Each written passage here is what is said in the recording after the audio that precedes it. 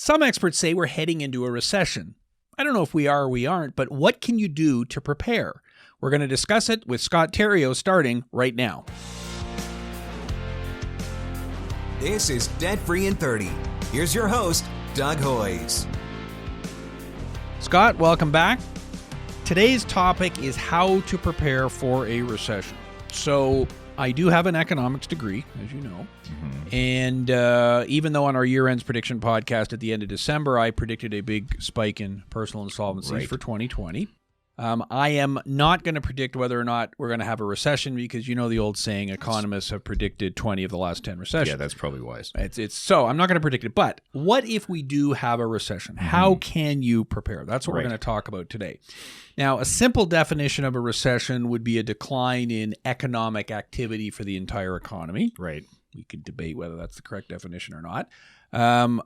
We're more interested in individuals than the economy itself. So an individual could have a decline in economic activity in their own life. So whether or not the economy goes into a recession, today we're going to talk about how you can handle your own personal recession. So we're here in our Toronto office, a few steps from your office. Yeah, and I think we're going to personalize it, right? Like, you know, there's the macro data, and I'm sure there's the technical definition of recession, which is X number of quarters of negative growth, whatever.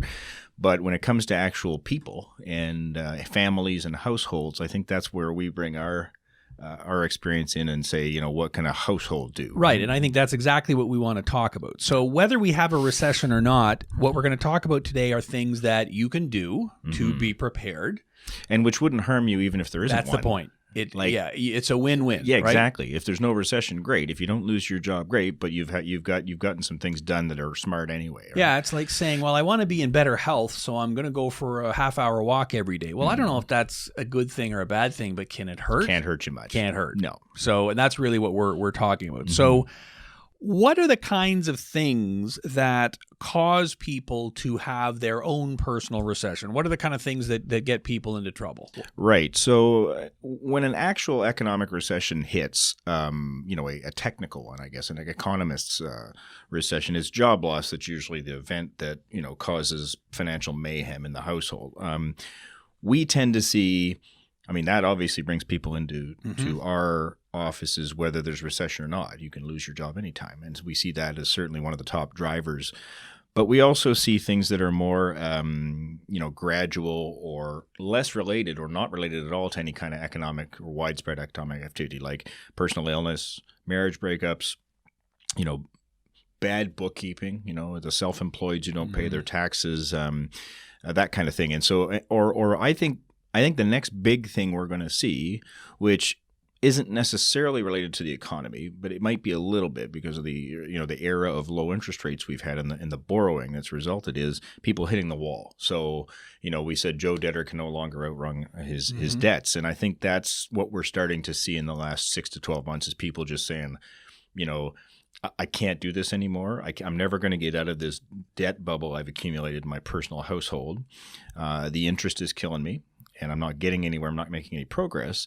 And the banks have started to say no. So there's really, a lot of people have run out of recourse as far as another alternative goes. Yeah, I totally agree. And we're recording this. I don't know, it's around 10:30 in the morning. You're watching it on YouTube. It's not live, but that's when we're recording it. And I've already met with 2 people today. Yep. The first guy who you also met with, that was exactly his situation. He's got a job, but he's making this much, and his expenses are about the same. He can't make a go of it. Yep. The second person had lost her job and is currently going through the interview process, hopes to be working again. Yeah. So her case is a pretty obvious job loss type situation. Yep. So whether the economy goes into a recession and a lot of people lose their jobs, or just one person, you yourself lose your job because of the economy or something else, that obviously causes problems. So, okay, enough back talk. Let's go into practical advice. Okay, normally we leave the practical advice to the end, but let's get right to it. So, based on all the people that we meet with, what are some practical advice we can give people for weathering an economic storm? So let's talk about weathering it ahead of it actually happening, because that's kind of the this is proactive. Idea exactly here is, right. There isn't a recession right now, but there could be, and even if there isn't, there might be some rough stormy seas and ahead. I think the question for someone listening or watching this is, okay, what would happen if we do go into a recession? But what would happen if I was to get laid off next month? Right. Maybe my company shuts down, maybe, restructuring, reorganizing, whatever. Yeah. Or maybe all those other things you mentioned. I get sick, I get divorced, something happens. Right. Yeah. So we have recency bias. We assume that whatever happened yesterday will happen tomorrow. Yes. That's just the way we human beings are, right? Yeah. Oh, it was cold yesterday. I guess it'll be cold tomorrow. Yeah. That's not actually how it always works. But, Right. So, okay, So you want to be thinking ahead. If something did happen, what would you do? So what would be your first piece of advice for someone to be prepared for what could happen? Okay, so I think in general, this is a pain and avoidance thing. So, you've got to sit down, look at your numbers, and change your habits, right? And I think it's very easy for us all to fall into different financial habits, or the financial catatonic thing. Financially catatonic, yes. That my client mentioned the other week. So, you get in a rut, and you do things that are not necessarily great financially, and you do them out of routine, out of habit, and those are things that you can actually make a change to financially, because not much is going to happen in your financial world to turn things around until you get your cash flow improved per month, because everybody lives per month. Like everybody I talk to, and all the insolvency work we do is all monthly. Everything is is 30 days, right? So even the way we measure surplus income and all that stuff is all monthly. And I think that's how people live. So I think the bankruptcy law is well geared that way. And so when people come in, they know their numbers monthly. They don't know them annually other than gross income, but they know, okay, well, my rent is whatever per month. I spend this much per month. It's all monthly. And so I think if you can manage to scrape a few bucks out of your monthly income and expenses to help yourself, and then discipline yourself to set that aside, you're in better shape. So the first thing I would tell people is, and this is advice I got from somebody a long time ago, is take a percentage of each paycheck or every second paycheck that you think you can handle, $100 or something, and have your payroll direct that into a separate savings account that you don't touch. That's not your functioning account. This is so, and we're not talking about a massive amount here. Like as I said, it could be every second pay, but you'll find after a year you might have $1,200 in there if you do that every month, right? It makes sense, and you don't see it, so it doesn't hurt as much. Yeah, and my advice on that would be, there are now a bunch of banks out there that don't charge service fees. Yes. And so if you go to your conventional bank and say, I'd like to set up a couple of different savings accounts, there may or may not be service charges. Mm-hmm. But with some of the online banks, or maybe you've got a service package at your bank, credit union, whatever, great. I can have a separate bank account just for my emergency fund. And if it's that low fees account, then it's going to make you more mileage, right? So, I mean, even if you're banking regularly with one of the big fives and you put that extra pay that I'm talking about into one of their online ones, you can still stay with the same bank. I mean, they own I could give you specific examples, but I think everybody knows them. Simply and Tangerine. Those are the two examples. CIBC and Scotia. That's right. Doug let it out of the bag. Yeah, and we're not getting any commission from them, so we can tell we you. hardly work for them. But So that's what I would say you can do on the savings side. Now, on the expense side, there's a lot of stuff you can do. I meet a lot of people in the city, downtown here at King and Yonge, who use a lot of, and I will, so we don't get sued, I'll say use the non-traditional taxi companies to get around. Now, that's fine, but I think that it's become a habit, right? And so I'm not talking about the lattes here. I'm talking about it's a significant amount of money. I see people spending $300-400 a month just going around the core of the city. Mm-hmm. There's a subway and there are streetcars and dedicated streetcar streets. So I'm thinking it's not going to be as much fun. I get that. But this is all pain and avoidance again, right? And if you want to take 12 months and really hammer home a lot of money, why don't you switch to that? Because that's one of the things that I've had my clients do, where they come back 6 months later and go, I've got savings, right? Yep. Yeah, and you don't realize how it adds up. And I get it, in the middle of winter when it's freezing cold or it's pouring rain or something, you got to get somewhere. But to go from Yonge and King to Yonge and Bloor, it's 5 stops. It's underground. There's no weather. It's $3. And even if you had to walk it, yeah, it's not a 4-hour walk up there. No, it's not. No. And so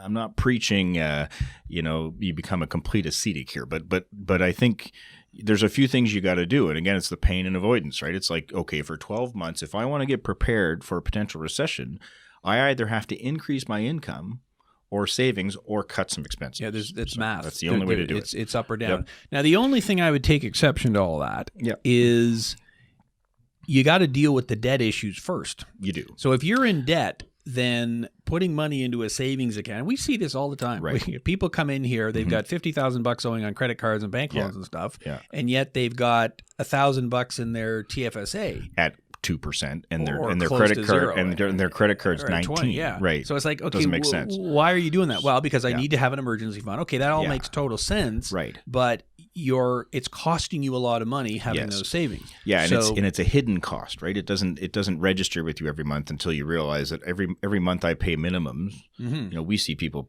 paying between $1,000 and $2,000 a month, and it's just minimum and it's just interest. So now I saw somebody recently online who was recommending advice that people not pay down debt while rates are so low because it costs nothing to borrow. And my response to that is that's exactly how we got in this place in the first place. For 10 years, we've had emergency interest rate levels, exactly pretty much almost 10 years now. And what has that done? It's caused a consumer debt bubble that we've never seen before. So, but you're right, Doug. Like before you do anything, and you can do it alongside the diversion of savings and all that stuff, but you have to address your debts because they're costing you more than you think. Yeah, and just on your point about debt. So, okay, I understand if you've got a mortgage at 3% interest, and if you have some mutual funds that are earning 6% interest, okay, I guess you can make the mathematical argument, particularly if the mutual fund is in my RSP, that I'm actually better off that way. But we're not talking about that. We're talking about the person who owes money on credit cards, bank loans, payday loans, whatever. And very few people are earning 20% after tax on their investments. Right. And so that's point number one. Point number two is risk. If you have debt and we hit a recession, you lose your job. Guess what? The bank doesn't stop asking you to pay. You've still got to pay. So having zero debt means if you lose your job, well, okay, at least I don't have to make my debt payments. Now, I realize it's not realistic for people to have zero debt. Because, I've got to have a car loan, I've got a mortgage, I've got a student loan, whatever. What we're saying is you want it as low as possible. So if you think you're going to lose your job 6 months from now, getting your debt levels as low as possible now means that when you do lose your job, that debt payment you've got to make every month is that much less. That's really what we're saying. And there, again, so let's say you want to undertake some kind of aggressive debt payment program, either one you come up with yourself or one you get professional help with or even a proposal. You still have to do something to get the funds to pay that. And because the only way you're going to overcome the interest is to pay extra. And you probably want to tackle, the highest interest one first, and it's going to take you time, right? But you're only going to do that if you cut costs. And another way to cut costs that I've talked to people recently about, you can't do much about rent. Rent is what it is unless you move to somewhere cheaper. Bring in a roommate or something like that. Or bring in a roommate. It's not something you can change tomorrow. That's pretty tough to do. So things like, I still meet with people who are, still going along with like the paying the cable thing and and that's a lot of money over time. So there's, something to do. Cutting the cord is pretty easy now. You get yourself a Fire Stick or something, and you'll never watch everything that's available. And I think people get again into that rut. And they've been doing it for a long time. They're financially catatonic, and they got to snap out of a rut. You change your food planning, like that kind of thing. These things can give you significant savings to devote to the debt pay down, right? Yeah, and obviously taking a look at where you spend your money is the starting point. I'm not a huge believer in budgeting. You can go to YouTube and search Doug Hoy's budgeting. And the reason I'm not a huge fan of it is because you get into a rut. Right. It's kind of like I'm going to start counting calories because I want to lose weight. Well, that's fantastic. Are you going to be able to do that for the next 20 years? And they're unrealistic. It's unrealistic. But taking a look at your bank statement from last month, your credit card statements, debit cards, whatever, and seeing where your money goes is quite instructive. And you're right. It is quite possible to have a landline phone bill of $100 a month.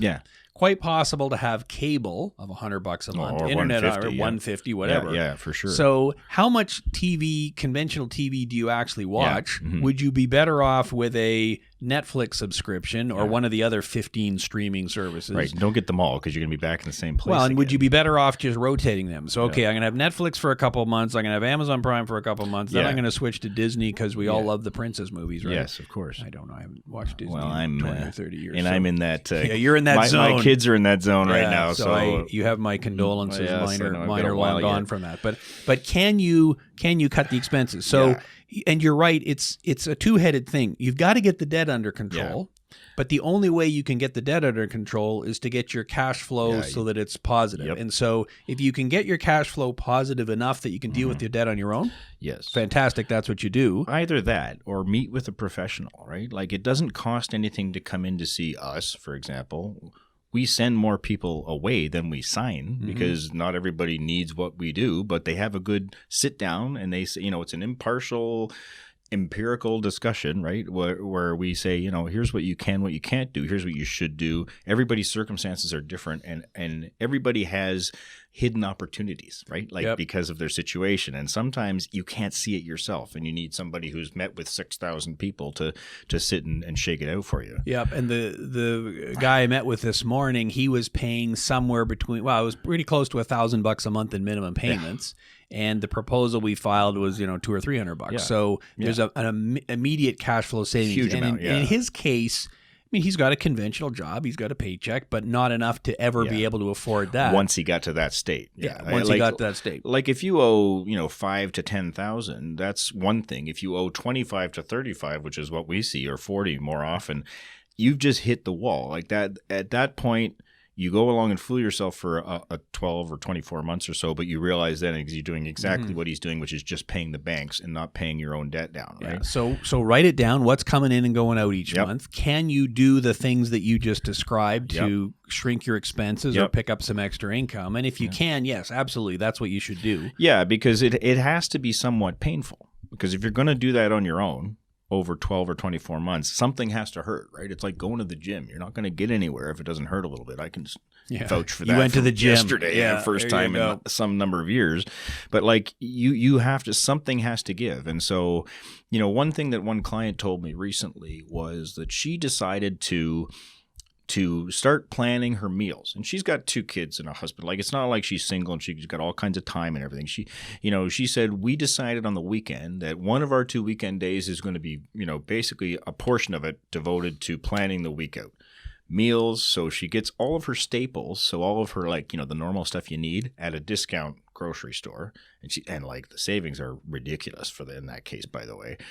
And then what they do is they get all their their main meals food at a more upscale less discount place, a conventional place. Yeah, because that's you kind of get your good stuff there, and everything else you can get anywhere. It doesn't matter. So you save the money on the other stuff, and then your meals are actually planned out Monday through Saturday, and then that way you've actually had some thought, because the problem is running to the grocery store to get 2 bags of groceries every second day costs you a fortune. It's like $80 for 2 bags of groceries or 3, and you're going, what happened here? And that's because there's been no planning. Right? Yeah, and the bigger problem with no planning is, we don't have anything in the fridge for tonight. Let's go get takeout. Exactly. Let's go get something pre-prepared. Orders, especially now, and that's become just rampant. Let's get Uber Eats to come and deliver it to us. Yeah, and you gotta get off that treadmill, because that's one of the main areas that you can save in, because we see 3 areas where people are so tied up in expenses, right? It's rent, that's tough to do anything about, or mortgage. Transportation, also tough unless you're willing to give up a car or something like that where it's significant. But food is one you can actually cut into. Yeah, and some planning is what's important. It is, there. So, and there's no reason you can't eat really good food if you've planned it in advance. But if you're playing catch up, and for some people it may actually make more sense to go to the grocery store every day, because I find here in downtown Toronto everything is right there. Yeah. So, I know that tonight I want to have chicken. Well, I'll go pick up, and I'm just going to pick up just what I need for today and nothing more. Yes. Okay. Buying in bulk and then throwing half the stuff out isn't cost effective either. No, it isn't. But I think you cycle back to the planning aspect. Yeah. So back to the practical advice aspect of it then. So there's really kind of 2 pieces to the starting point. Yeah. Number one is looking at your cash flow and seeing what you can adjust. Yes. And at the same time, looking at your debt levels. Yeah. Because you got to get those under control. freeing up a couple $100 every month to go towards your $2,000 a month in debt payments is not going to make a dent in it. Might not, no. It may not no, make a difference. This has to be something, I think, significant. It's got to be fairly aggressive. So what other thoughts do you have then if I think that, well, there may be bad times coming and I want to prepare for it? Well, whether you have debt or not, and maybe you decide that my debt level is too high for me to really do anything about. So what I'll do is I'll get a little bit of a cushion saved anyway, and then I'll deal with the debt later, either post-recession or whatever. Like you know what I'm saying? So I'll keep going along and say there's nothing wrong with just paying your minimums other than you're getting nowhere. I mean, you're safe. It's your credit rating won't be impacted as long as you, like I've seen people, you have too, hundreds of people where they come in, they're perfectly current, but they just don't want to do it anymore, right? Yeah. And so their credit rating is actually, I've seen 812 for God's sake, and filing a proposal the next week because they just can't do it anymore. But if you want to save a cushion for yourself, you can still do that. And I had a guy tell me recently too, and I don't know, we're into story time again here, but he said if I'd only had $1,000 saved, I could have avoided coming in here, because he had a thing happen to him, an incident, and it doesn't matter what, but he said if I'd have had access to $1,000, and this guy had no family or anything like that, I could have got through that period and not had to file a proposal with you. Yeah, and you think like you don't need a ton, is what I'm saying. Yeah, right? it's if you have a car, for example, and the thing breaks. Okay, well, I need to get the thing fixed. Yep. And if it costs a few and $100, you won't know what it is. No. But I mean, everything when you probably won't know if it really needs fixing either. Yeah, but it's going to cost $1,000 because that's the way it is. I'm not getting the car back out of the garage unless I do it, the guy says. And and if I have to have the car for work, then where do I get the $1,000? Well, I don't have access to it, so I go to a payday loan place. I got to put. Well, now all of a sudden the $1,000 that you end up paying back 2 or 3. Yeah. And now I've got that extra debt payment, so I can't pay this thing, and that's when the whole spiral. happens. And oftentimes the payday loan is the last straw, right? Like we've said this before, where so if that guy had that $1,200, he wouldn't have had to go get the $1,200 from the payday lender, which wanted payment through 2 weeks later, and now he can't do it, and so then he's into a spiral from everything else. Yeah, and then he goes to another one, and then you're into the run down the street. Now I know some people are watching this and they're going, well, okay, the solution is pretty simple. If you've got a credit limit of $5,000 on your credit card, never go over $1,000, and that becomes your savings plan. Yeah, well. But that's not your money, right? See, that's somebody else's money. And that's, I think, exactly how we've gotten into this consumer debt bubble is, lines of credit specifically, but also credit cards have been used as the emergency fund and never replenished or never paid down, right? So then, okay, you use the $1,000, and I use the other 1,000, then I use the other 1,000, and then, I had a client late yesterday afternoon tell me, she hit a bad patch somewhere and happened to go into her bank. And she was discussing this with them, and they took her limit from $2,000 to $10,000. What do you think she did? Her overdraft limit. No, her line of credit. Her line of credit. Yeah, so she had a $2,000 line of credit, and they went, well, you know what? Let's just put that to 10. 6 months later, it was at 10. Yeah, and she only needed 1,000, but it's it's incipient. It sneaks up on you, right? And so you got to watch. That they don't let you have too much because you'll probably use it, right? Yeah, and sure, we can make a counter argument for everything. I mean, there's nothing wrong with having a cookie at night.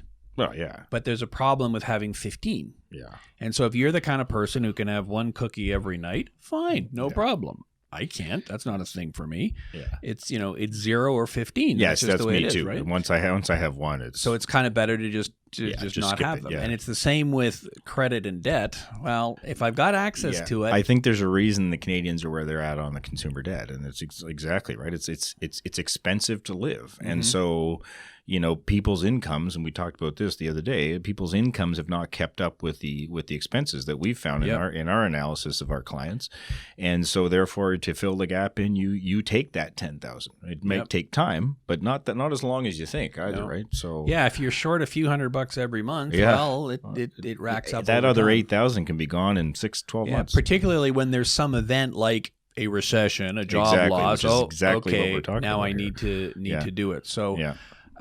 What other advice do you have then that we haven't hit on here? Well, this is kind of this is not specifically hard advice on how to get out of it necessarily, but this is a real thing. I think most people have access to at least somebody they know that knows something about something. Okay, and what I mean by that is family advisors, trusted people. It could often even be clergy. It could be an accountant. It could be a family, like a lawyer that's connected to your family. But sit down with somebody, even if it's not a trustee, and just say, look, I'm having trouble, right?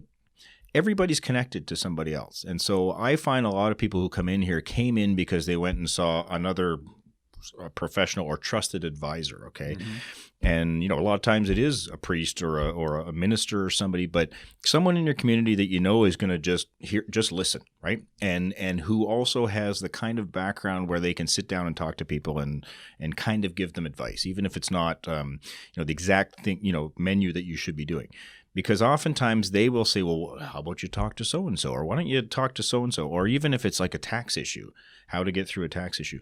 But speak to somebody who is neutral and who is trusted, because they can often get you at least thinking a different way about your finances. Yeah, and that's the key. Get you thinking a different way. Like, do I trust my barber for advice? Well, I guess if he's the wealthy barber and he wrote a book, then yeah, maybe so. If it's Dave Chilton. Right, maybe, then absolutely.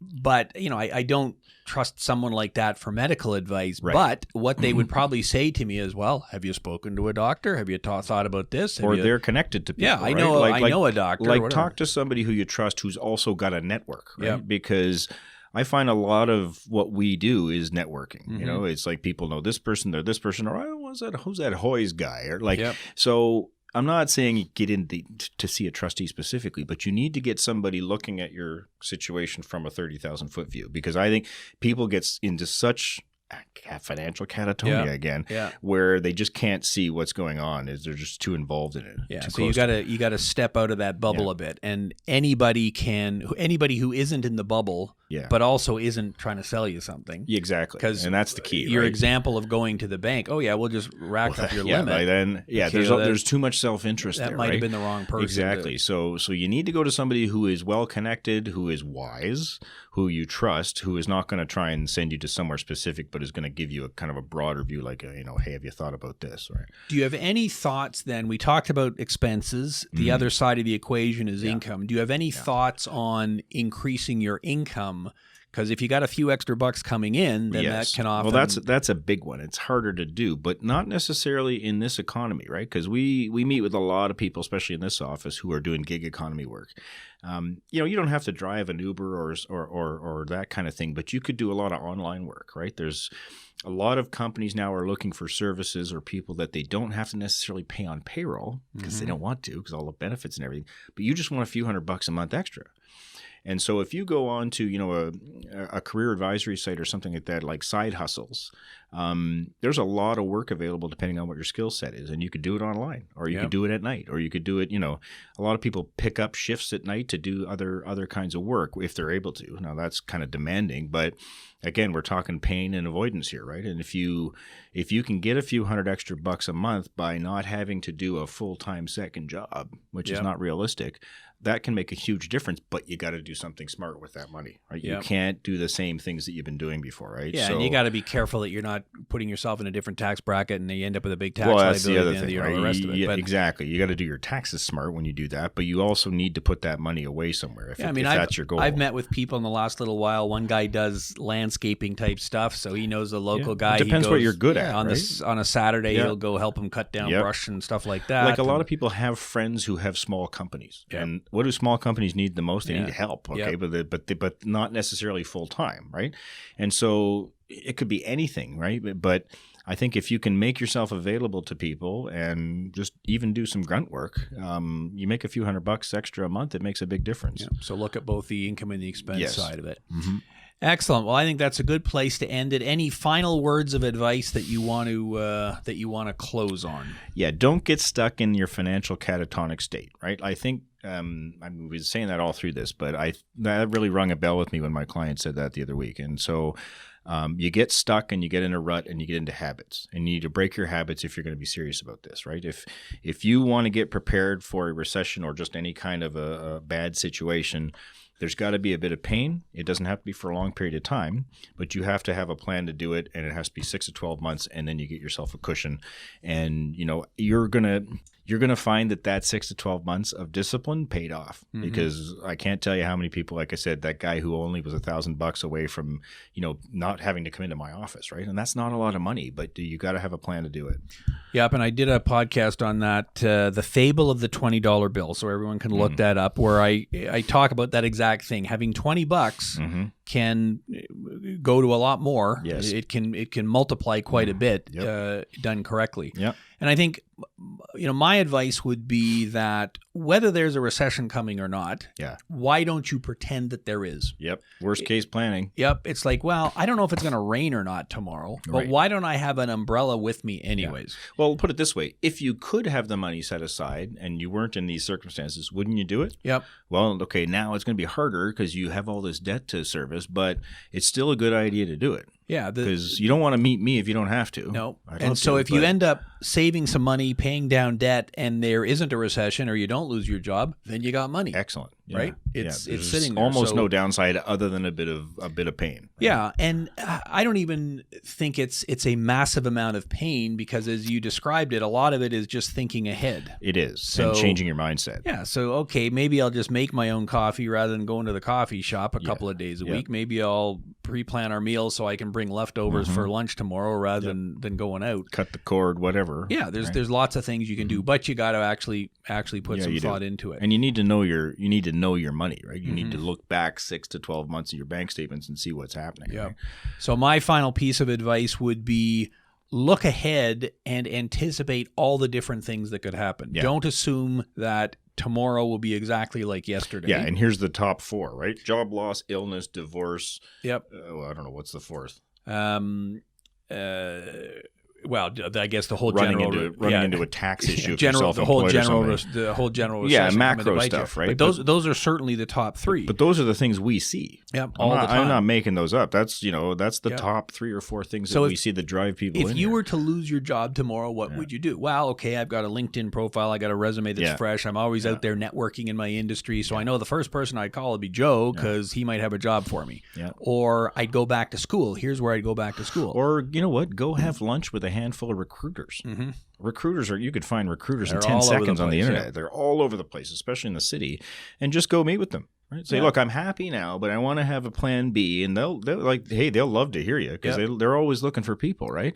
And all of a sudden, you got 4 or 5 people who know you already, probably have told you to update your resume and whatever. And if it does happen, hey, you're halfway there, right? You're ready, and I think that's the whole key. Anticipate those things. If I was to get sick, what would I do? Yep. Well, I'm trying not to get sick. I'm doing this, I'm doing that, but I've got a few bucks saved up. I've got my debt under control. And I think if you can do those things, then you're in much better shape. So I think so. So there you go. Whether there is a recession or not, be ready. There's no downside to be prepared. Who's to know that? And who's to know? Scott, thanks very much. Thank you, Doug. That is our show for today. Thanks for listening and watching on YouTube. I'm Doug Hoyes. That was Debt Free in 30.